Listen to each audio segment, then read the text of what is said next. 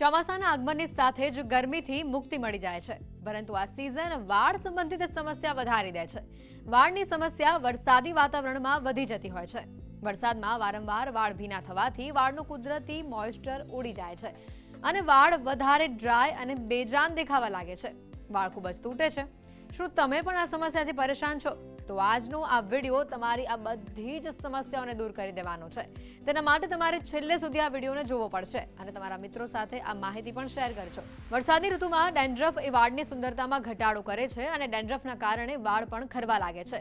પરસેવા અને વધારે પડતા તેલના કારણે ગંદકી અને પ્રદૂષણ વાળમાં ઝડપથી ચોંટી જાય છે, જેના કારણે વાળ ઝડપથી ગંદા થઈ જાય છે અને તેની કુદરતી ચમક એ બિલકુલ રહેતી નથી. વરસાદમાં વારંવાર વાળ ભીના થવાથી વાળનું કુદરતી મોઇસ્ચર ઉડી જાય છે અને વાળ વધારે ડ્રાય અને બેજાન થઈ જાય છે.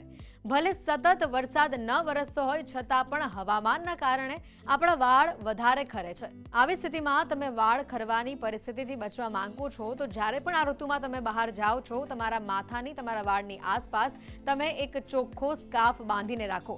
તે તમારા વાળને તો બચાવશે જ, પરંતુ તેની સાથે તમારી સ્કેલ્પની ચામડીને પણ તે સુરક્ષિત રાખે છે. ખાસ તો તમારા વાળ જો ફ્રીઝી હોય તો ઘરમાં રહેલી કેટલીક વસ્તુઓ તમને વધારે ઉપયોગમાં આવશે. તે વાળને સુંદર બનાવી દેશે. ચોમાસામાં આ વસ્તુનો ઉપયોગ ખાસ કરજો.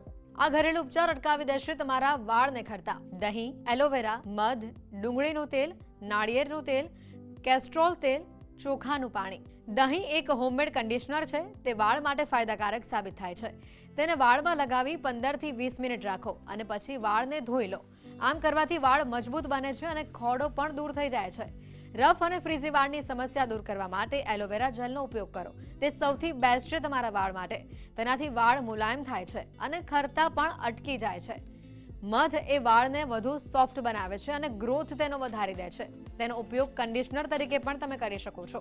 તેના માટે 2 ચમચી નાળિયેરના તેલમાં 1 ચમચી મધને મિક્સ કરો અને આ મિશ્રણને તમારા વાળમાં લગાવો. મૂળના ભાગ પર પણ તમે લગાવી શકો છો. ડુંગળીનું તેલ એ વાળ વધારવાનું કામ કરે છે. તેનાથી વાળ જાડા પણ થાય છે. વાળ માટે નાળિયેરનું તેલ પણ સૌથી બેસ્ટ છે. તે વાળની શુષ્કતાને દૂર કરવામાં મદદરૂપ સાબિત થાય છે.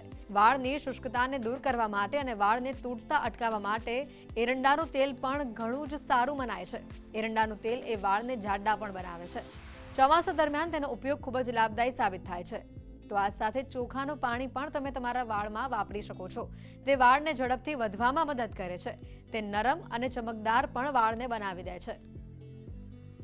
ધ્યાન રાખવા જેવી બાબત કે અત્યારે ચોમાસું ચાલુ થશે એટલે વાળની કેર જરૂરથી કરજો કે જેથી કરીને વધારે પડતા વાળ વરસાદના પાણીમાં પલળવાથી પણ હેર લોસનો પ્રોબ્લેમ થઈ શકે છે.